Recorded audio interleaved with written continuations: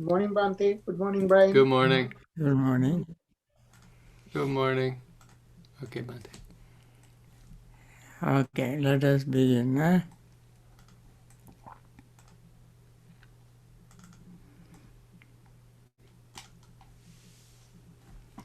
Very good. Okay. Right on. Let us begin. May all beings be happy and secure. May all beings have happy minds. Whatever living beings there may be, without exception, weak or strong, long, large, medium, short, subtle or gross, visible or invisible, living near or far, born or coming to birth, may all beings have happy minds. Let no one deceive another, nor despise anyone anywhere, neither from anger nor ill will, should anyone wish harm to another. As a mother would risk her own life to protect her only child, even so towards all living beings, one should cultivate a boundless heart. One should cultivate for all the world a heart of boundless loving friendliness, above, below, and all around, unobstructed, without hate or resentment, whether standing, walking, sitting, lying down, or whenever awake. One should develop this mindfulness. This is called divinely dwelling here, not falling into erroneous views, but virtuous and endowed with vision, removing desires for sensual pleasures. One comes never again to birth in the womb. Okay. Let us begin our practice.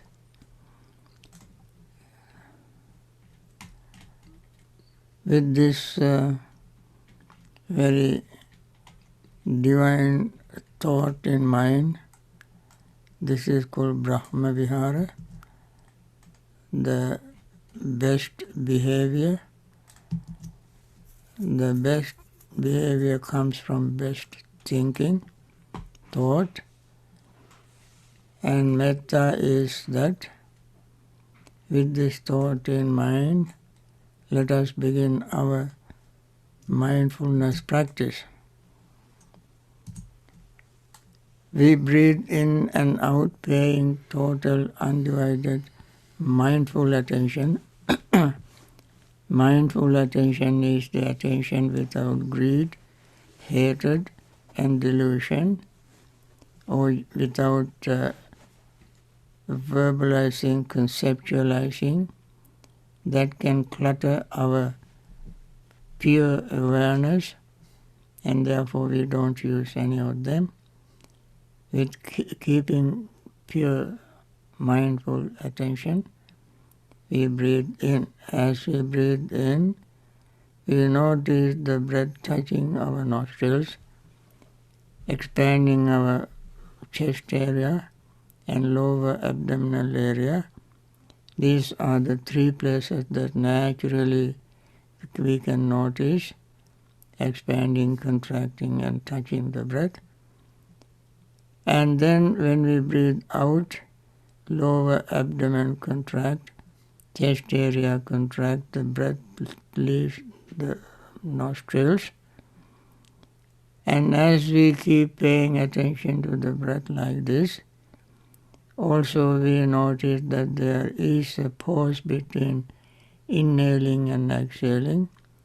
One is when inhaling complete, other is when exhaling complete.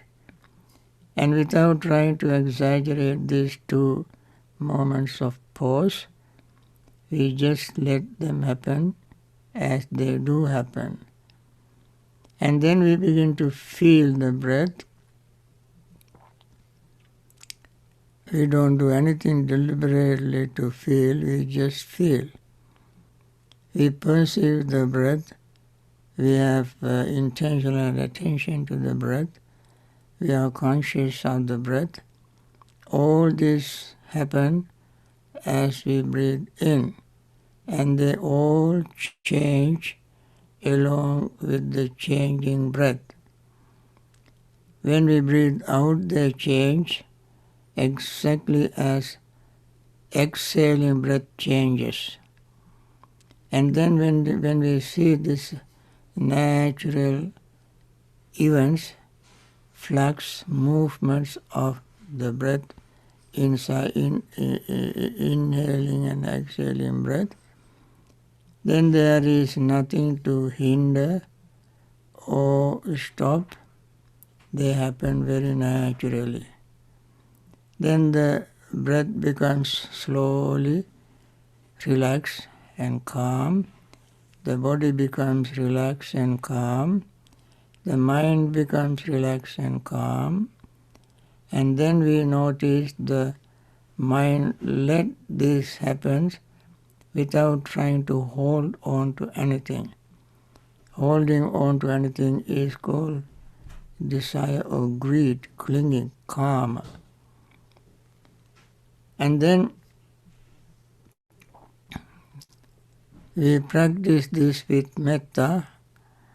When we develop our metta, our resentment fades away and we begin to feel metta feeling in our mind. Also we practice this with keeping in mind those who are suffering. When one becomes aware of suffering beings, compassion arises in the mind. And with this compassion, our restlessness and worry fades away. And then we continue to pay attention to this state, and then sleepiness and drowsiness fade away because every step is progressive, encouraging, and making us alert. And then seeing all this natural development that happens within ourselves, our doubt fades away. Some people have doubt, thinking how can they see the progress in meditation? And they simply pay attention to breath and don't see this development, and therefore they are confused. When they see this development very naturally happening, then doubt fades away. And then we gain joy, happiness, which leads to tranquility, calmness, and then gain concentration. When we gain concentration, concentrated mind can see things as they really are. Sukhino chittam.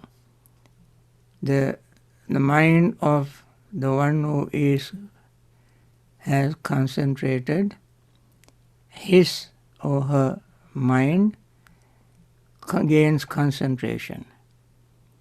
Concentrated mind sees things as they really are.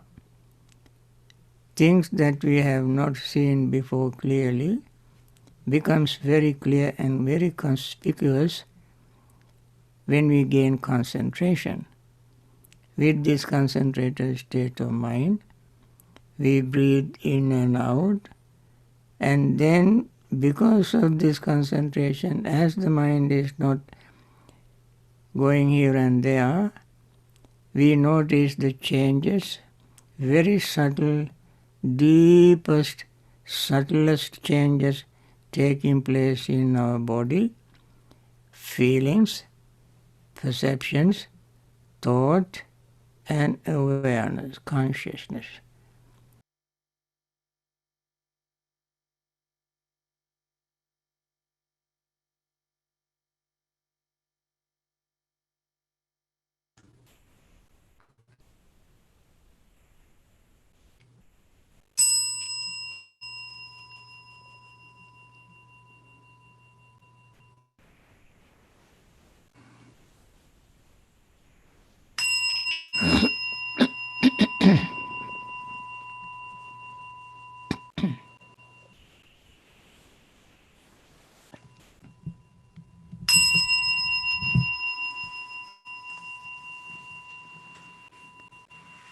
dukkha pattaca niddukkha bhaya pattaca nibbhaya soka pattaca nisoka hontu sabbe pipanino.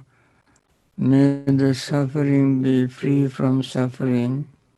May the fear struck be free from fear. May the grieving be free from grief. So too may all beings be. With this metta thought in mind, let us continue the rest of the session. I want to continue the talk on the series of talks that I have been giving these days are on dependent origination. We discussed mentality, materiality, six-fold bases, contact, feeling, and then craving.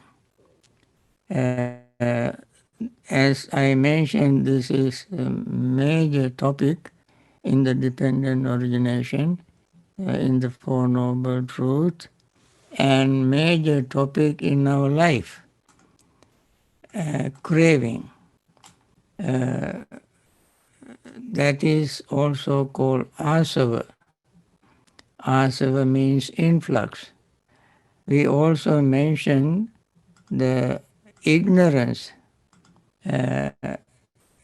arises depending on asava, influxes. Influxes arises depending on ignorance. These are mutually supportive, mutually dependent factors, and therefore both of them are equally important. We cannot say ignorance is more important than craving, or craving is more important than ignorance, because when one exists, the other exists. One disappears, the other disappears. They are so closely connected that, remember, we mentioned it several times before. So, in my last talk was on the asava. There are four kinds of asava. Asava, I also mentioned briefly the meaning of asava. Asava in Pali, meaning influxes, that is in a very simple spoken language, we can say brewing. You brew your tea, you brew your alcohol, and sometimes you brew your medicine, some liquid to drink. In samsara, we have brewed so much influxes. There are four types, not only one, only four types of influxes. You can see how strong they can be now, because so many, we don't know how long we were in samsara. During this samsara, since we have not eliminated them, they kept on building up, building up, building up. And they are called asava. There are four. They are called kamasava, bhavasava, avijjasava, ditthasava. Kama is desire for sensual pleasure. Kama asava, desire or sensual desire for sensual pleasure keeps brewing. We think about it. We have seen, heard, smelled, tasted, touched, and thought so many things so long in samsara, and they are long enough to make us, to give us a real strong kick. just like alcohol. So, therefore, it is better for us to spend longer time on how to deal with them, because dealing with them is not very easy, because they have been built up so long, became stronger and stronger every life. And in this life, we made them strong from the time we were born. Even little baby is born with these four asavas, and that baby is as the baby is growing, boy or girl, keeps increasing these things, not decreasing. And therefore, even to talk about it is so unpalatable, and people will turn away. However, we have to begin from somewhere. That is the nature of samsara. It repeats itself. So, kamasava and bhavasava. Bhavasava means desire to exist in samsara. We try to satisfy our senses in this life, and we die before we satisfied all of them, because the desire is so much, and we have so much time, so much energy to satisfy them. And we are limited in time and space, but desire is not limited, it keeps increasing. And therefore we are caught in this predicament, this dilemma. And therefore that is called bhavasava. Bhava means becoming.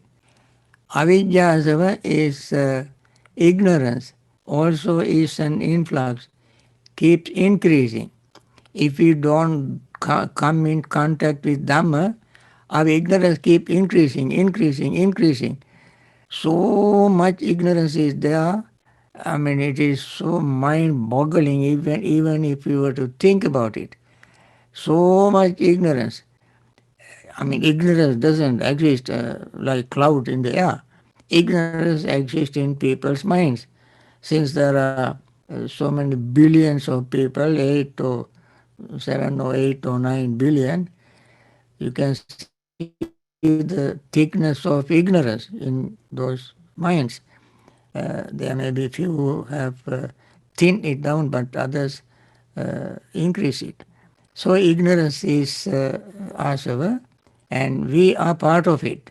We have our fair share of ignorance, and we keep brewing it. That is called avidya asava.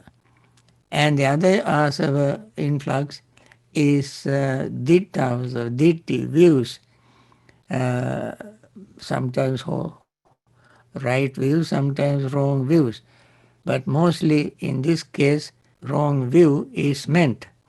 So these views, these asavas, Buddha said, bhikkhus, I want to teach you how to tame, restrain all these asavas, all of them.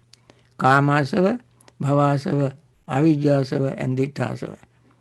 Desire for sense pleasures, desire for re-existence, and ignorance and wrong views.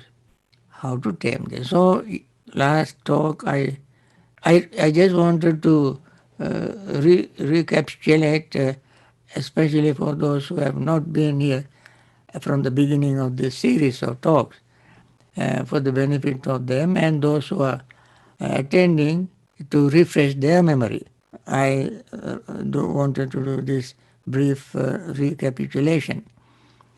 And then the last talk I mentioned, one of the ways of taming or training or restraining our mind, in restraining this sense, what you call asavas, influxes. That one is dasanena pahatabba, seeing or with vision. Dasana is vision.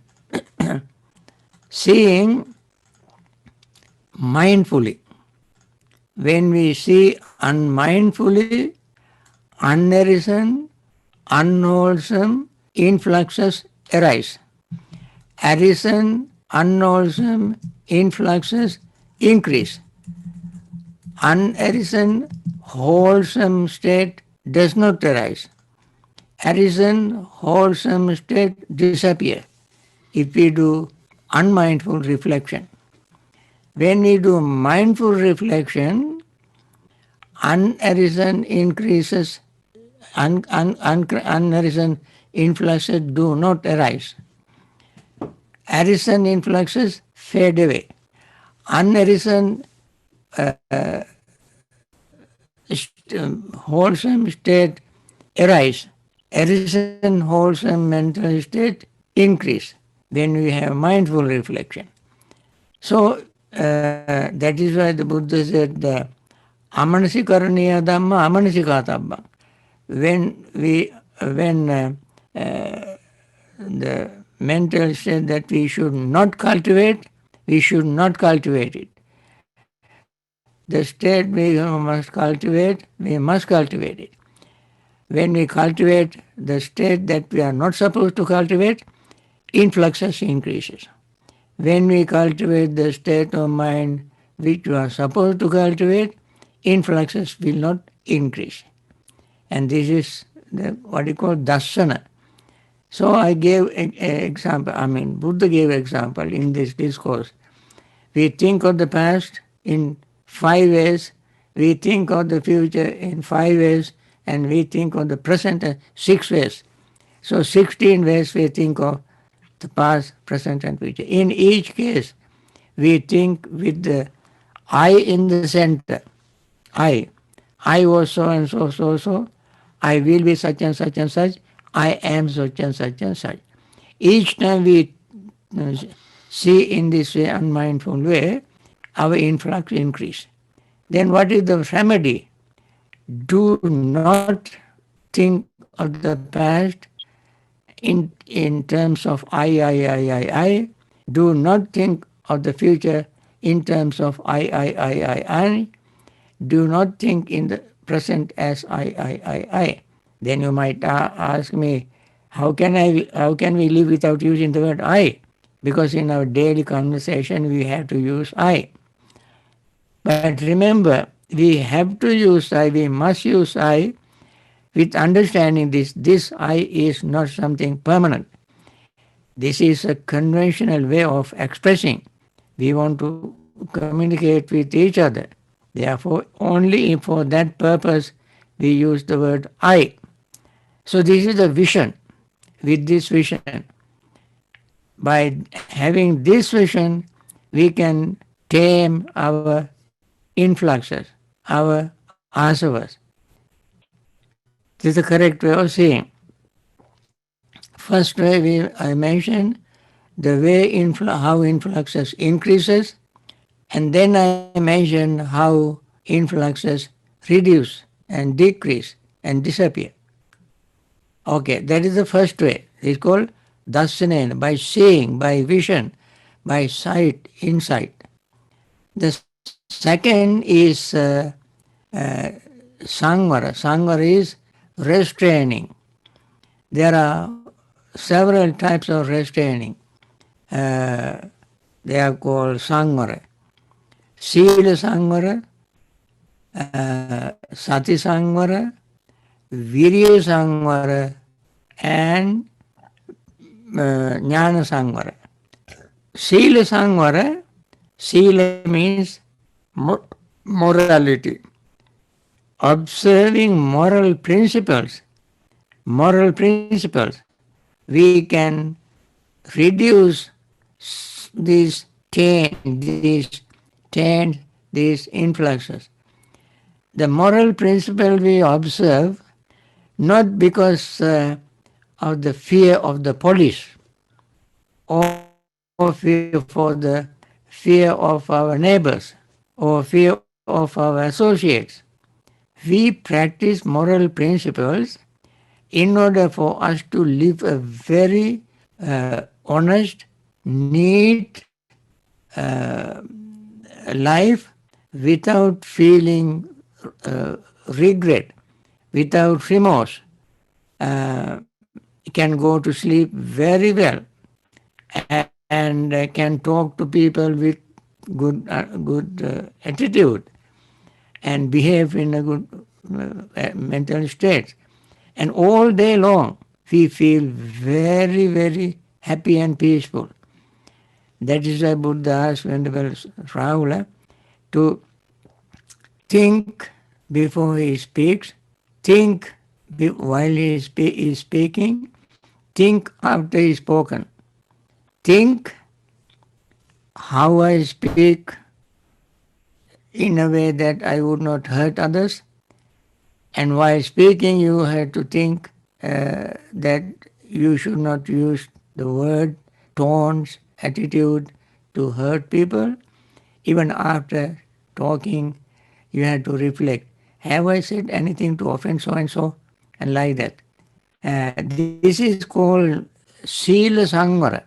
The person restrain himself in order to not to use harsh words, do wrong things that might make him regretful and full of remorse.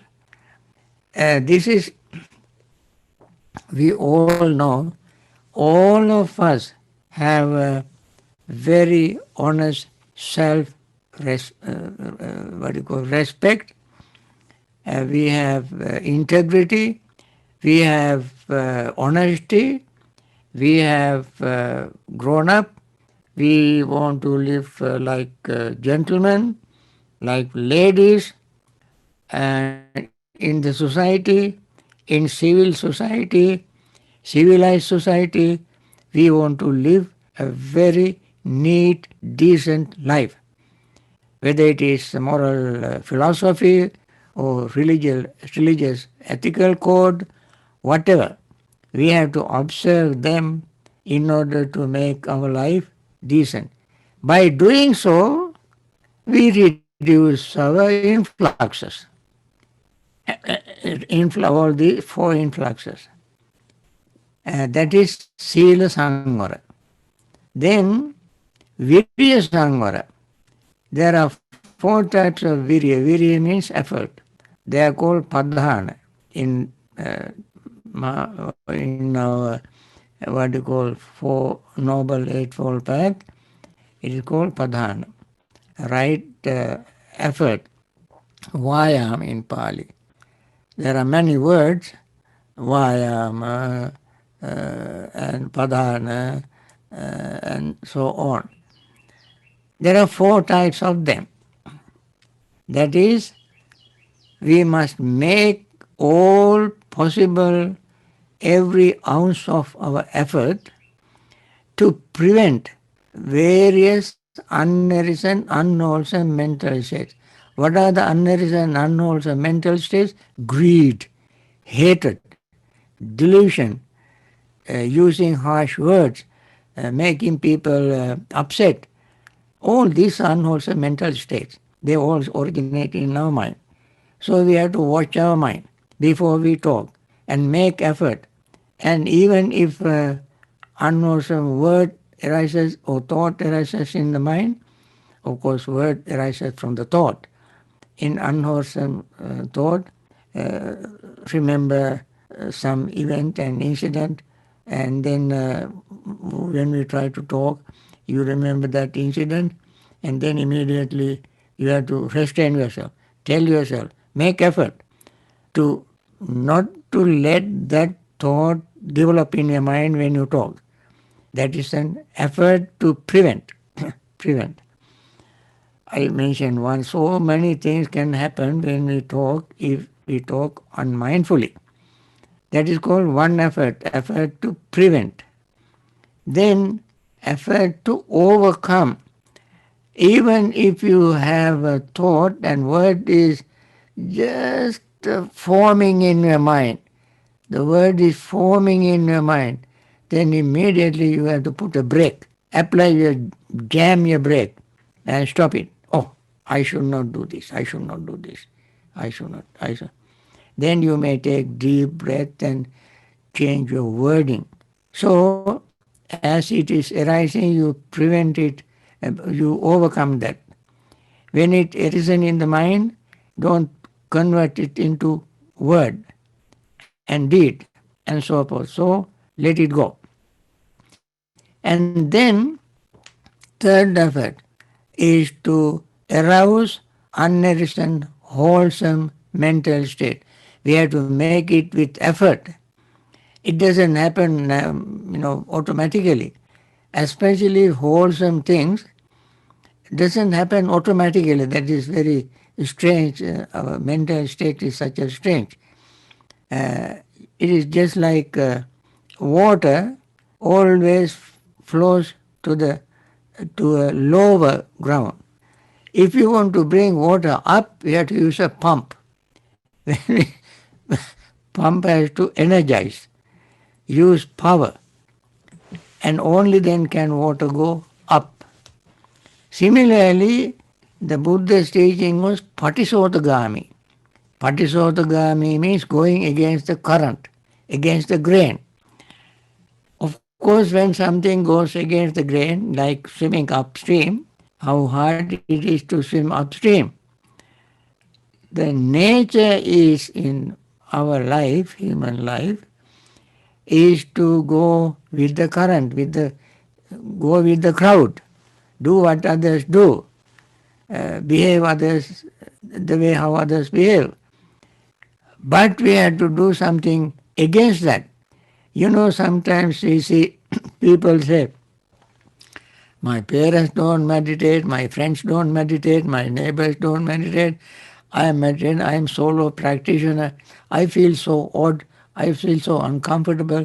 How can I do this and so forth? People say that. People say that because all around that person are going with the current.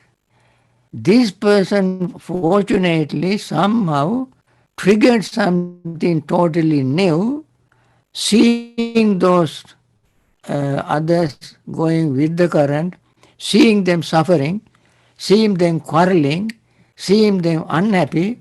One person thinks, I must not do this. It was very difficult. Others will ridicule him, insult him, and would not invite him for a party and don't try to associate with the person.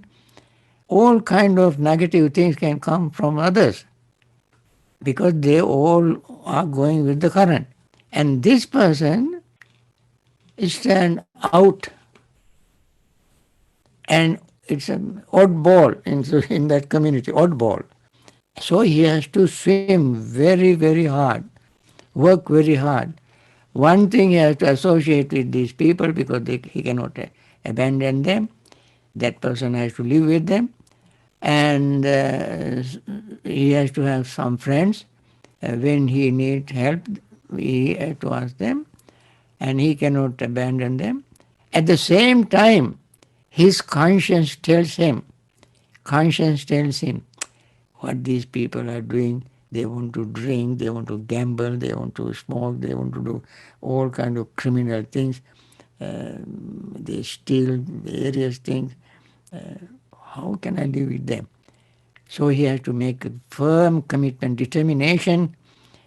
Well, I'm sorry for them. I see the different way, different path. So we have to work very hard. That is going against the current, against the grain. So that is called patisotagami. Patisotagami. That is the third effort. Fourth effort is the effort to maintain that, no matter what, maintain that. He doesn't have to make it public. This practice is 100% personal, private practice. So that is how the person continues wholesome mental state. That is the restraining by or through effort. Virya Sangvara. Then Sati Sangvara. Sati Sangvara is restraining with mindfulness.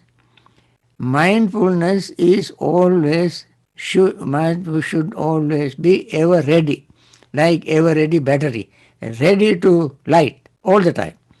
Anytime you put it, press the switch, light comes on.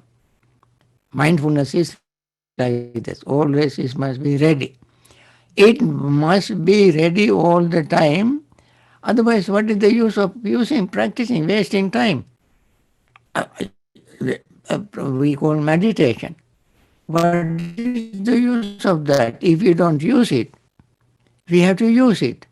We have to use it always to train our mind to make it calm, relaxed, and peaceful, to reduce this suffering. We are actually not doing all these things for fun as a joke. We are not practicing meditation just to sit and waste time. We meditate to develop it in our own mind for us to use every moment, every day. Every day we have to associate with people. We have to eat, we have to drink, we have to travel, we have to do countless activities. If we do all these things with mindfulness, the day passes very quickly, mind becomes so calm and peaceful. By the end of the day, you will not have nervous tension. You will not have anxiety. Any tiny little thing would not make you upset. Even if you say you are meditating, if you are upset for any tiny little things, you are just wasting time, not practicing mindfulness. So mindfulness is another very wonderful way of restraining our senses. Friends, no matter how much we learn, how many degrees we have, university degrees in all kind of degrees, science degrees, philosophy, what do you call, art degrees, you learn philosophy, psychology, all beautiful subjects. If you don't use them for your own mental development, make yourself peaceful and happy, what is the use? We are wasting time. So the mindfulness is wonderful, wonderful way of using to restrain ourselves, to make our this moment happy, every moment happy, every day peaceful, relaxed, calm. That is how you reduce your taints, your influxes. The last of these four, what you call restraining, Sangvara. Sangvara is restraining. Last is called Jnana Sangvara. Jnana Sangvara is the crown, the top of all of them. Mindfulness is very powerful. Why we do practice mindfulness? To get wisdom. If we practice mindfulness and do foolish things, how can we be wise? When we practice mindfulness, we should not do foolish things, very narrow-minded things. So, Jnana Sangvara is, what is Jnana? Udayabhaya Jnana. In meditation, Jnana is very clearly defined as Udayabhaya Jnana. Udaya means rising. You know, Udaya is called morning. Udaya is morning. Udaya means rising. Sun is rising. That is called Udaya. Sun is rising. Udaya. Evening sun sets. It's called Vaya. So it is, if you remember this, rising sun, setting sun. This is the largest cosmic picture, universal picture. And when we reduce it and make it microscopic rising and falling, it refers to us, our own mental states, our body, feeling, perception, thought, and consciousness. They also rise and fall, rise and fall, rise and fall, inhaling, exhaling, exhaling, exhaling. You see? Always these are happening. Always means, friends, always. Never stop. When we see this, we can see our greed arises and passes away. Friends, in Satipatthana Sutta said, Saragan Chittan Pajanat. The greed is not always gripping us all the time. No. It arises depending on the situation. It passes away depending on the situation. None of them is stuck in the mind and put in a chamber and locked it and throw away the key. They arise depending on certain things and they pass away depending on certain things. When those things that cause them to arise, and when they pass away, those things that are arisen also pass away. And therefore, wisdom, jnana sangvara, we must develop to see the nature of rising and falling. Greed rises and falls, jealousy rises and falls, anger rises and falls, confusion rises and falls, hunger rises and falls, sleepiness rises and falls. Everything, every cell in our body is rising and falling, arising and dying, appearing and dying, taking birth and dying. Every cell. And seeing this true nature, all these four types of influxes can fade away. This, out of all these seven, even one of them is enough. One of them is enough. Keep flooding our mind all the time. And therefore we had to have a Buddha was a wonderful doctor. He gave us he diagnosed it and he gave the prescription. And we must use the prescription and get cured just like this virus. Virus, we have to recognize that there's virus and we have to find the remedy. With this, I want to end this talk. There are 5 more ways to use to overcome these influxes. So, in next 5 talks, I will elaborate them. Thank you very much for coming and listening and participating in this wonderful session. That is the meditation and trying to learn various aspects of Dhamma.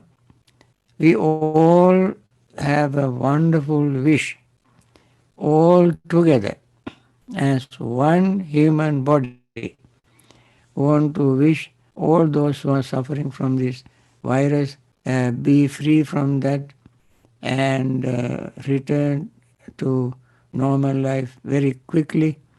And those who have been grieving over the death of their dear ones, relatives, friends, and so forth, millions of them are in that state of mind. We want them to be free from such state and return to normal life, particularly through the practice of meditation and understanding Dhamma. And there are others who are trying to help these patients, like doctors, nurses, and hospital staffs, and chemists. May they all have their wonderful intention and continue their noble selfless service. May they live long in very, very good health. There are beings, individuals and organizations that finance these individuals who are suffering in many different ways. let them continue their noble service, selfless service. There are some leaders in the world who, some of them are very wise, not in the same sense that I expressed earlier, but wise in making right decision out of compassion with understanding. May they continue their wonderful service. And there are other individuals or leaders who have so far not made right decisions, wise decision, compassionate decision, and decision with understanding. And we want to wish them to have wisdom, understanding, compassion, and mindfulness to make very noble, right decisions for the benefit of all of them. Thank you very much for participating in this session.